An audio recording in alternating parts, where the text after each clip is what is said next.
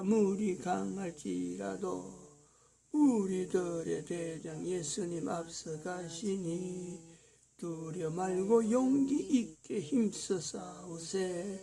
최후 승리 얻을 때까지 일심으로써 힘써 나가세. 일심으로써 힘써 싸우세. 교황제도 붕괴하는 인류 전쟁에 성전고를 울리기까지. 하나님 말씀 여호수아서 1장입니다. 여호수아서 1장 1절에서 끝절까지 말씀 교독합니다. 1절 말씀 제가 먼저 받들어 봉독드립니다. 여호와의 종 모세가 죽은 후에 여호와께서 모세의 시종 눈의 아들 여호수아에게 일러 가라사대. 네 종 모세가 죽었으니 이제 너는 이 모든 백성으로 더불어 일어나 이 요단을 건너 내가 그리고 이스라엘 자손에게 주는 땅으로 너희가 하나님의 성전인 것과 하나님의 성령이 너희 안에 거하시는 것을 알지 못하느냐. 모든 정사와 권세와 능력과 주관하는 자와 이 세상과 오는 세상 일컫는 모든 이름 위에 뛰어나게 하시고 또 만물을 그 발 아래 복종하게 하시고 그를 만물 위에 교회의 머리로 주셨느니라. 교회는 그의 몸이니 만물 안에서 만물을 충만케 하시는 자의 충만이니라. 평강의 하나님이 친히 너희로 온전히 거룩하게 하시고 또 너희 온 영과 혼과 몸이 우리 주 예수 그리스도 강림하실 때에 흠없게 보존되기를 원하노라. 너희를 부르시는 이는 미쁘시니 그가 또한 이루시리라. 진중에 돌아다니며 백성에게 명하여 이르기를 양식을 예비하라. 3일 안에 너희가 이 요단을 건너 너희 하나님 여호와께서 너희에게 주사 얻게 하시는 땅을 얻기 위하여 들어갈 것임이니라 하라. 항상 우리를 그리스도 안에서 이기게 하시고 우리로 말미암아 각지에서 그리스도를 아는 냄새를 나타내시는 하나님께 감사하노라.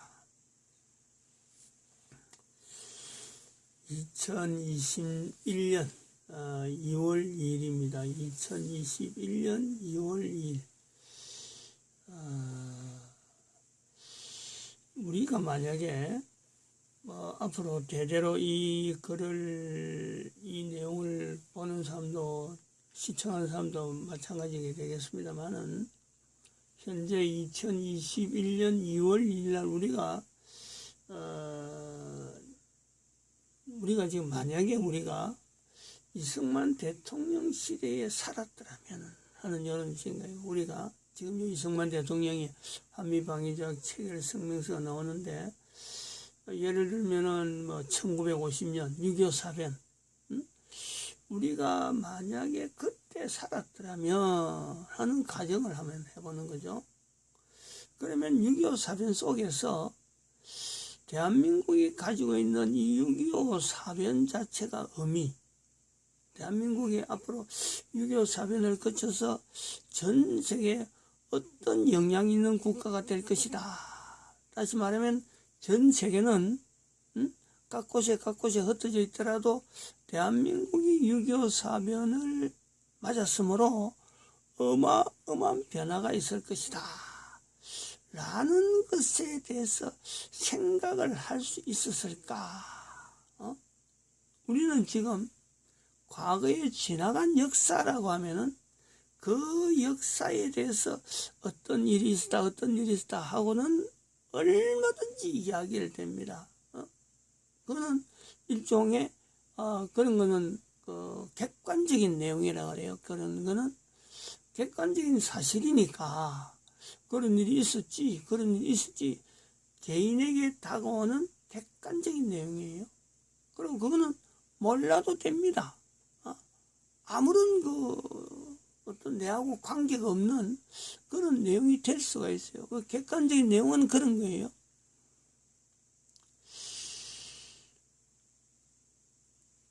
만약에 한 개인이 6.25 사변 때 살면서 이 6.25 사변이라고 하는 이 내용은 앞으로 전 세계 인류에 엄청나게 영향을 미치는 인류 전체가 기억해야 될 사건이다 라고 했다면 그 말이 틀리겠느냐.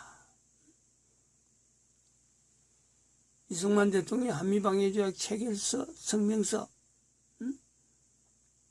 6.25 사변과 이끌어서 이 흔적이 분명히 남아있습니다. 이승만 대통령은 이 내용을 보면서요, 앞으로 후손들이 앞으로 누대에 걸쳐서 이 조약을 말미암아 각가지 혜택을 누릴 것이다 하고 남겨놓았잖아요. 이 힘이 어디 있겠어요? 이 말씀의 힘이라는 것은, 이런 표현의, 개인의 표현의 힘이라는 것은 그 개인이 삶을 끝내고 70년이 지난 지금에 이 힘을 우리는 보는 거죠. 누대에 걸쳐서 이 조약으로 말미암아 우리가 적어도 70년 동안은 이 한 문장으로 후손들이 분명히 조약으로 말미암아 각가지 혜택을 누렸습니다. 그 각가지 혜택을 누린 중에 대한민국에 있는 1950년에 있었던 6.25 사변은 단순하게 대한민국만이 가지고 있던 전쟁이 아니다. 지금 얼마든지 그 이야기를 할 수 있어요. 전 세계 가운데 미국의 대통령 선거, 부정선거가 11월 3일 날 있었으므로 미국은 지금 대통령이 2명이 있는 지금 그런 정국을 지금 운영을 하고 있어요.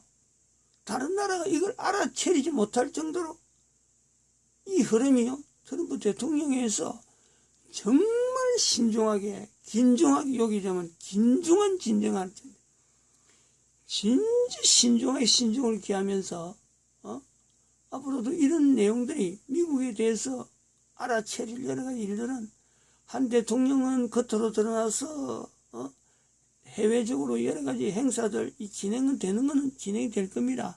또 한 대통령은 바로 그런 세력을, 지금 척결한 중에 있거든. 근데 이걸 전 세계 인류는요, 이걸 감지를 못하고 있는 거예요. 그 내용이 뭐냐니까 바로 대한민국에 있었던 6.25 사변하고, 대한민국은 6.25 사변을 통해서 전 세계 만년에 가려고 하는 이 공산주의에 대해서 대한민국은 승리된 거예요. 전 세계에 공포를 낸 거예요. 조그만 나라에서 일어난 전쟁인데, 조그만 나라 위에 북쪽에서 일으키는 당사국에 있어서 전쟁 당사국인데 남쪽은 승리를 했다니까. 그걸 전 세계에 알린 표현이 바로 이게 6.25 사변이에요. 공산주의를 대응해서 유일하게 이긴 나라가 대한민국이에요. 1950년에 6.25 사변을 우리는요, 바로 이런 역사적인 의미를 가지고 우리가 되돌아볼 수 있는 대한민국의 이 역사가, 이게 만만한 역사가 아니에요. 어마어마한 발자국을 남긴 엄청난 나라가 대한민국이란 말이에요. 이런 대한민국이기 때문에, 이런 역사적인 흔적이 있기 때문에 하나님의 말씀으로서 대한민국 망했다라고 하는 이 말씀 속에 있는 대한민국이라고 하는 언어를 하나님이 쓰신다는 거 아니에요. 하나님이 그냥 대한민국이라는 말을 쓸 때 그 국가가 가지고 있는 역사성에 대해서 아무런 그 어떤 흔적도 없는데 대한민국을 썼겠느냐? 절대 아니죠. 절대 아니죠. 그거는 이스라엘이라는 표현을 쓸 때 내가 너를 이스라엘에 하라. 앞으로 이스라엘에 하라. 그 이스라엘에 그런 흔적이 없는데 이스라엘은 이름 자체를 야곱이지. 야곱. 야곱이란 이름 있는 속에 이스라엘을 그냥 지었겠어요. 아브람부터 넘어오는, 이삭으로부터 넘어오는 이스라엘이라는 말을 던져도 받을 수 있는 흔적이 되니까 이스라엘이. 대한민국 사람들은요, 이 내용에 대해서 대한민국 망했다라는 이 표현이 하나님 말씀이라 하는 이 부분에 대해서요, 대한민국 국민이라면 전율을 해야 돼, 전율을. 거기에 망했다라고 하는 이 표현이 들어간 의미. 대한민국 망했다면 안 망할 나라가 어디 있겠느냐, 이런 내용이에요. 그래서 작년에 우리가 2020년에 그런 내용이 있었으므로 2020년도 월별에 나타나는 이 어마어마한 사건들을 하나하나 선포하고, 뭐 될 일이 어떤 일인지 모르고 중국 망인 건 아주 기정사실로 보고, 대한민국 그날 22일 날 우리가 이 내용을 개인이 받아들이면서 24일 날 정광훈 목사 구속될 때, 그때 심판하는 그 여러 가지 법원에 무슨 판정 나는 그 시간 동안에 온 국민들이 설마 구속되겠느냐, 구속 안 된다 할 때라도 저는 구속된다라고 여기 선포를 했어요. 뉴스를 보면서, 그 진행되는 걸 보면서 정광훈 목사 구속된다. 근데 나중에는 안 될 듯 하면서 구속이 되어버렸거든. 그리고 쭉 한 달 지나가면서 나타나는 이 내용들은 뭘 근거해서 제가 이런 말을 했겠어요. 대한민국이란 이 언어는, 대한민국 망했다는 이 내용은 망할 수 없는 나라에 하나님께서 망했다라는 것은 미국 망했다는 것이 표현되었고 이스라엘 망했다가 나왔단 말이에요. 미국 망했다가 이게 지금 현재 전 세계 어느 국가가 미국이라고 한 나라가 11월 3일 이전과 이후가 같다, 별로고 뭐 달라진 게 없다 말할 수 있나요? 그렇다면은 우리는 이스라엘 망했다 하는 이 부분에 우리는 강하게 하나님께서 대한민국 망했다는 말씀을 하기 때문에 이스라엘 망했다는 것에 대해서도 우리가 어떤 방향으로든지 어떤 내용이라든지 하나님께서 하실 일이 있겠다. 지금은 무풍지대입니다. 이스라엘에서 아무런 것도 연결 안 돼요. 근데 그것이 언제까지 가겠느냐, 이런 것을 예측하면서요, 인류사를 우리가 봐야 되는 거죠. 그리고 앞으로도 있어야 될 여러 가지, 여기서 나오는 여러 가지 어떤 정황 설명한 내용에 이스라엘이 어떻게 연결될지 저도 모릅니다. 저도. 이런 거하고 관계가 된 내용들이 조금씩 나오니까 한번 보는 거예요. 교황이 연결됐어요. 교황이 요거 할 때 이 내용에 지금 여기서 우리가 자료를 다른 데서 한 자료잖아요. 이 자료가 가지는 의미, 여기 지금 이스라엘 망했다라는 이 표현이 나올 수도 있는, 그리고 그 이스라엘 망했다에 연결될 수 있는 이 부분에 교황이 지금 고개 숙이고 있다는 거예요. 교황이. 이 교황이 2014년도에 대한민국에 왔죠. 2016년도에 왔나? 2014년도에 왔나? 2014년도구나.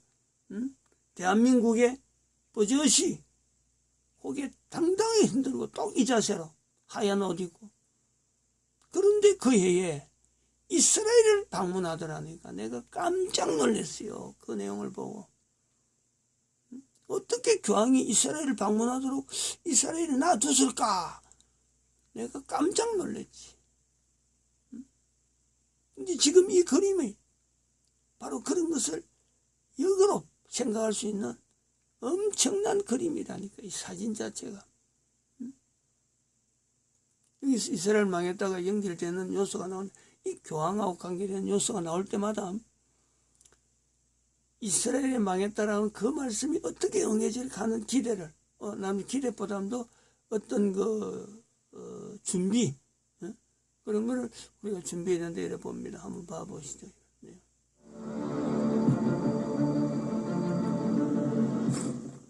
시청자 여러분 안녕하십니까? 김필재입니다. 바티칸의 최고 지도자인 프란치스코 교황이 지난해 12월 17일로 84세가 됐습니다. 76세 때 전임 교황의 후계자로 선출된 지 약 8년이 지났습니다. 생전 퇴위를 표명했던 베네딕토 16세의 후계자인 프란치스코는 자신도 죽을 때까지 교황 자리에 있을 생각이 없다고 밝힌 바 있습니다. 구체적으로 체력이 약해져 직무 수행에 지장이 생기면 베네딕토 16세와 마찬가지로 깨끗이 퇴위할 가능성이 있음을 시사했던 것입니다. 다만 프란치스코의 이 발언은 교황 취임 직후 했던 것이었기 때문에 아무도 이 발언을 심각하게 받아들이지 않았습니다. 그런데 지금 와서 보면 그의 건강과 주변 상황으로 미뤄봤을 때 교황의 생전 퇴위 가능성이 얼마든지 존재한다는 이야기들이 나오고 있습니다. 현재 바티칸 측에서는 교황이 무릎이 아픈 것을 빼고는 건강에 문제가 없다고 밝히고 있습니다. 그런데 지난 성탄절 기념 예배 등을 보면 프란치스코 교황이 체력이 많이 떨어졌음을 알 수 있습니다. 특히 지난해부터 이탈리아에서 맹위를 떨치고 있는 코로나 바이러스에도 거의 매일같이 노출되어 있는 상태입니다. 실제로 최근에는 교황의 주치의가 바이러스에 감염돼서 사망하는 일도 발생했습니다. 구체적으로 교황의 주치의는 암치료차 병원에 입원했다가 코로나에 감염돼서 합병증으로 사망했습니다. 최근 바티칸이 발표한 교황의 2021년 외유 계획을 살펴보면 오는 3월 5일부터 나흘 동안 이라크를 방문할 예정입니다. 프란치스코 본인은 오는 9월에 헝가리를 방문하고 싶다고 밝혔지만 고령의 나이를 고려해 이런 계획은 성사되기 어려울 것으로 보입니다. 전 세계 주교들의 정기적인 바티칸 방문도 팬데믹 상황으로 인해서 줄줄이 연기되고 있습니다. 설상가상으로 바티칸의 자금과 관련된 재정 문제도 함께 불거지고 있다고 합니다. 이런 가운데 프란치스코 교황은 2020년 11월 28일 13명의 신임 추기경을 임명했습니다. 현재 추기경의 총수는 229명이고 교황 선출권을 가진 80세 미만의 추기경의 수는 128명입니다. 이와 관련해 유럽에서 활동하는 일본인 칼럼니스트 하세가와 유지는 최근 칼럼을 통해 이것은 프란치스코 교황이 가까운 장래에 자신의 퇴위를 염두에 두고서 콘클라베 준비에 들어간 것이 아니냐는 관측이 나오고 있다고 언급했습니다. 그러면서 그는 다음과 같이 언급했습니다. 전임 교황 베네딕토 16세가 2013년 2월 가톨릭 역사상 719년 만에 생전 퇴위를 표명했을 때 성 말라키의 예언을 떠올렸습니다. 성 말라키는 1094년 지금의 북아일랜드 출생의 가톨릭 성직자로 알려져 있습니다. 그의 예언을 다룬 책인 말라키의 예언이 1590년에 등장했습니다. 가톨릭 교계에서는 말라키의 예언서를 위설하고 비판하는 학자들이 적지 않지만 그 내용이 신기하게 사실과 부합해왔기 때문에 적지 않은 사람들이 관심을 가져왔습니다. 말라키는 구체적으로 1143년에 즉위한 교황 케레스티누스 2세 이후에 등장하는 교황들에 대해 언급했습니다. 그리고 마지막 111번째가 생전에 퇴위한 베네딕토 16세였습니다. 그런데 현재의 프란치스코 교황은 말라키의 예언에 포함되어 있지 않은 인물입니다. 그런데 흥미로운 점은 111번째에 해당되는 베네딕토 16세의 교황 취임 이후의 언급입니다. 그래서는 이 부분이 현 교황인 프란치스코와 가톨릭의 미래를 언급한 것이라고 해석하고 있습니다. 그 내용을 살펴보면 다음과 같은 내용이 등장합니다. 그는 극한의 박해 속에서 교황의 자리에 앉게 될 것이다. 그는 여러 고난 속에서 양들을 사목하게 된다. 그리고 7개의 언덕마을은 무너지고 가공할 심판이 사람들에게 내려질 것이다. 이렇게 되어 있습니다. 참고로 칼럼니스트 하세과 유지는 과거 또 다른 칼럼에서 말라키의 예언과 관련해 다음과 같은 해석을 하기도 했었습니다. 프란치스코 교황은 베네딕토 16세로 사실상 망을 내린 바티칸 역사의 파산 관제인의 사명을 받고 있는지도 모른다. 베네딕토 16세와 프란치스코는 그 행보에 있어서 매우 유사한 점이 많기 때문이다. 이렇게 결론을 내렸습니다. 프란치스코의 전임자인 베네딕토 16세는 85세의 생일을 맞기 직전에 퇴위를 결정했습니다. 따라서 교황 프란치스코가 전임자와 유사한 길을 걷는다고 가정하면 아주 가까운 장래에 공식적인 퇴위를 표명할 가능성을 배제할 수 없게 된다는 것입니다. 이와 관련해 칼럼니스트 하세와 유지는 이 부분은 말라키의 예언이 아니라 자신의 추측이라고 밝혔습니다. 그러면 지금부터 역사 공부도 할 겸 성 말라키의 예언과 관련된 이야기를 계속해서 이어나가도록 하겠습니다. 바티칸 시국은 이탈리아 로마 시내에 있는 독립국입니다. 19세기 이탈리아가 근대 통일국가가 되면서 교황청이 보유했던 직속 영토를 상실하게 되자 1929년 무솔리니 정권과 라테란 협정을 맺어 교황청 주변 지역의 주권을 받아 독립국이 됐습니다. 면적은 0.44제곱킬로미터로 세계에서 가장 작은 국가입니다. 인구는 2011년 기준 832명으로 집계됐습니다.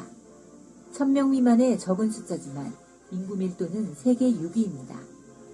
교황이 바티칸 시국의 주권자이며 절대적인 행정권, 입법권, 사법권을 갖습니다. 국제관계에서는 성좌라는 명칭으로 외교활동을 합니다. 한국과는 1963년 외교관계를 맺었습니다. 바티칸에 거주하는 시민은 대개 공무를 수행하는 성직자와 치안을 담당하는 근위대로 구성됩니다. 라틴어 외에 이탈리아와 독일어, 프랑스어, 영어와 스페인어 등이 모두 통용됩니다. 근위대는 스위스 용병으로만 구성됩니다. 1572년 독일 용병의 로마 공격 당시 스위스 출신의 병사들만 유일하게 교황을 지켰습니다. 그 공로로 교황청 근위병이 될 자격을 얻었습니다. 복무 기간은 최소 2년이고 연장할 수 있습니다. 바티칸은 1984년 국가 전체가 유네스코 세계유산에 등록된 문화유산의 보고입니다. 성 베드로 성당, 시스티나 예배당 등이 유명합니다. 교황이 미사를 주관하는 성당이 성 베드로 성당입니다. 교황은 그리스도의 12사도 중 베드로의 후계자로 규정돼 그 이름을 따 성당을 지었습니다. 성 베드로 성당의 광장은 베드로의 상징인 열쇠 모양으로 건설됐습니다. 미켈란젤로의 조각 피에타가 유명합니다. 시스티나 예배당은 미켈란젤로의 천지창조, 최후의 심판 등의 그림으로 유명합니다. 새 교황을 선출하는 콘클라베가 이곳에서 이루어집니다. 그 진위를 둘러싸고 여전히 의견이 분분한 말라키 대주교의 예언에 대해 알아보도록 하겠습니다. 말라키는 아일랜드 출신의 대주교로 클레멘스 3세 교황에 의해 1190년 성인으로 시성됐습니다. 성 말라키는 자신이 생존했던 12세기 초반부터 최후의 심판이라 할 수 있는 가톨릭 마지막 교황에 이르기까지 역대 교황들의 출신지와 특징, 재임기간, 상징적 의미, 때론 이름까지도 거명하는 등 총 112명의 가톨릭 교황을 예언했습니다. 말라키 대주교는 1139년 하늘로부터 계시를 받아 예언했다고 전해집니다. 하늘로부터 계시를 받은 말라키 대주교는 모든 것을 기록하여 당시의 교황 이노첸트 2세에게 바쳤으나 말라키의 예언은 교황청 서고에 묻히게 됩니다.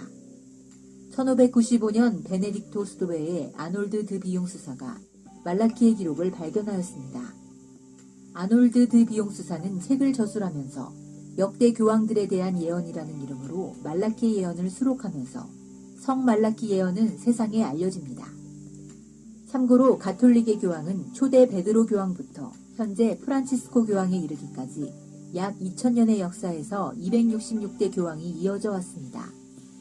성 말라키의 가톨릭 교황 예언은 첫 번째인 제165대 교황 첼레스티노 2세를 시작으로 마지막 112번째인 제266대 교황으로 끝납니다. 성 말라키는 로마 가톨릭 교황이 최종적으로 112번째를 마지막으로 교황 시대가 끝난다고 하였습니다. 일반적으로 가톨릭에서 로마인 베드로는 초대 교황을 말합니다. 성 말라키는 112번째 교황을 로마인 베드로라고 예언하였습니다. 그리고 역대 가톨릭 교황과 비교하면 아주 짧게 예언한 부분이 112번째 마지막 교황입니다. 성 말라키 대주교의 가톨릭 역대 교황 및 마지막 교황 예언 중 110번째, 111번째 교황을 살펴보면 성 말라키의 예언에 등장하는 110번째 교황은 요한 바오로 2세를 태양의 산고라고 기록하였습니다. 가톨릭 제264대 교황 요한 바오로 2세는 태양의 산고라는 말 그대로 일식기간에 태어나 일식기간에 선종하였습니다. 성 말라키 대주교의 예언 중 111번째 교황은 베네딕토 16세였습니다. 가톨릭 교황은 선종할 때까지 종신제입니다. 그러나 제265대 교황 베네딕토 16세는 건강상의 이유를 들어 제위 도중에 사임합니다. 111번째 교황으로 나오는 교황 베네딕토 16세를 올리브의 영광으로 표현했습니다. 베네딕토 16세는 111번째 교황으로 선출되어 베네딕토 15세 교황의 유지를 받든다는 의미에서 베네딕토를 교황 이름으로 사용했다고 합니다. 성 베네딕토가 만든 베네딕토 수도회가 있는 곳을 올리브산이라고 부르는데 베네딕토 수도회의 상징이 올리브입니다. 아르헨티나에서 출생한 베르고글리오 추기경은 근 1300년 만에 비유럽권 출신이며 최초의 아메리카 대륙 출신으로 가톨릭 교황에 올랐습니다. 로욜라가 군대 조직을 모방하여 만든 가톨릭에서 가장 강력한 선교 조직인 예수회 출신으로서도 처음 배출한 교황입니다. 프란치스코 교황의 부모님은 모두 이탈리아 사람으로 아르헨티나로 이주하여 정착했습니다. 교황 프란체스코의 풀네임은 조반니 프란치스코 디 피에트로 베르나르도네로 베드로라는 중간 이름이 들어갑니다. 지금까지 시청해주셔서 감사합니다. 이걸 처음 보는 사람은 말라키 예언 쪽으로 참 깊게 보겠는데, 그런데 지금 이 영상을 시리즈로 또 다른 그룹에 있는 자료까지 이렇게 쭉 보면요, 지금의 때, 지금 현재 지나가는 현재 때 2021년 2월 2일이라고 하는 이때에 이걸 보게 된다는 거죠. 날짜하고도 무관하지 않는 2021년 2월 2일 이걸 보게 된다. 이렇게 이제 자기가 지나가는 시간, 자기가 지나가는 환경 속에서요, 하나님의 놀라운 섭리를 내 개인이 얼마든지 이걸요 연결할 수 있어요. 인간의 위치가 그렇다. 인간의 위치. 인간이라는 위치는요 어마어마한 존재입니다. 한 사람 한 사람의 위치가. 자기가 그 위치를 무시해서 그렇지 절대 한 사람 한 사람의 흘러가는 시간은요 무시할 수 없어요. 자기 개인이 무시해가지고 아무데나 가버리고 아무 소리나 듣고 아무 말이나 해버리고 그렇기 때문에 자기가 지나가는 환경이요 아무렇지도 누구든지 주목하지 못하는 거지만은, 한 사람이 지나가면서 지금 2021년 2월 2일 말라키 예언을 지금 듣게 된다. 제가 이 자료를 이렇게 찾아서 준비한 거는요, 이거 며칠 전에 했어요. 며칠 전에 이 자료 우연히 보면서 그렇구나, 2021년 1월 30일 날, 이게 지난주 1월 말에 이 자료를 봤어요. 저는 그걸 보면서 내가 왜 이때에 이걸 듣게 되지?